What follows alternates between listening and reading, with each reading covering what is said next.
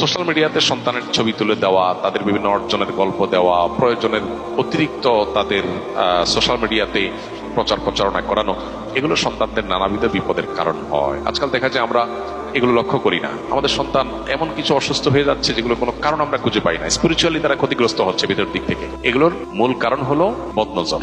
এই বদনজরের হাত থেকে বাঁচানোর জন্য প্রয়োজন ছাড়া তাদেরকে প্রদর্শন করে বেড়ানোর থেকে আমাদের বিরত থাকা দরকার। আমরা অনেকেই সোশ্যাল মিডিয়াতে দিয়ে দিই বা মানুষের সামনে নিয়ে যাই তাদেরকে, এবং অন্যদের বদনজরের কবলে তাদেরকে ফেলে দিই। তো বদনজরের ফলে যে ক্ষতিটা হয় তা মানুষ টের পায় না। ওষুধ খায়, ডাক্তারের কাছে যায়, টাকা পয়সা নষ্ট করে, কিন্তু এদিকে সে বদনজরের কারণে ধ্বংস হয়ে যাচ্ছে, সেটারও পাচ্ছে না। তো এই জিনিসটা আমাদের খেয়াল করা দরকার যে প্রয়োজন ছাড়া সন্তানের বিভিন্ন ভালো দিকগুলোকে বাহিরে প্রকাশ করে বেড়ানো এটা ভালো কোনো বিষয় নয়। এমনকি বাবা মারও বদনজর লাগে যখন সন্তানের কোনো কিছু দেখে মনে হয় যে আমার খুব বেশি অভিভূত হয়ে গেছে, তখন আমাদের সুন্নাহ হলো মাশাআল্লাহ তাবারাকাল্লাহ বলা। মাশাআল্লাহ তাবারাকাল্লাহ যদি বলেন, ইনশাআল্লাহ সন্তানের প্রতি বদনজর